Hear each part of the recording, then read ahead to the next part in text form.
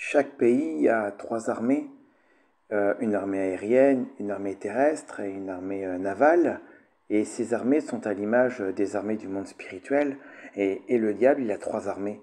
Il a des esprits dans l'eau, il a des esprits sur terre et il a des esprits dans l'air.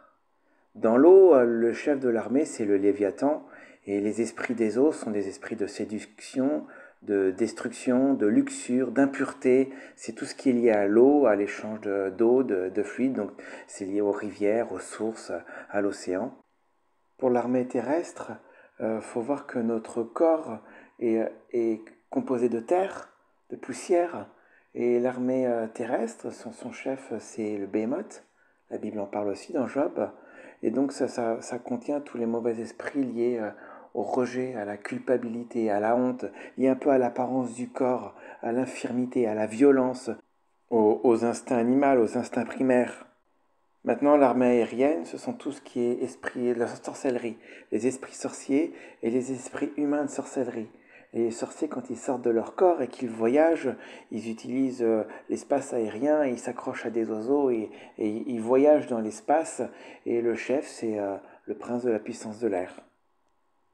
Maintenant, Dieu aussi, il a ses armées.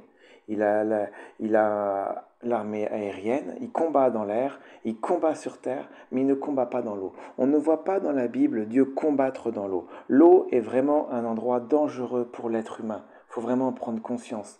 D'ailleurs, la Bible dit que la mer recrachera les morts. Il y a des morts dans la mer, il y a des morts qui attendent dans la mer. Et donc Dieu, il combat dans l'air et sur terre. Il combat dans l'air avec un aigle, avec la vue, et il combat sur terre comme le lion de la tribu de Juda. Le lion ne voit pas, mais il ressent les vibrations, il combat avec discernement.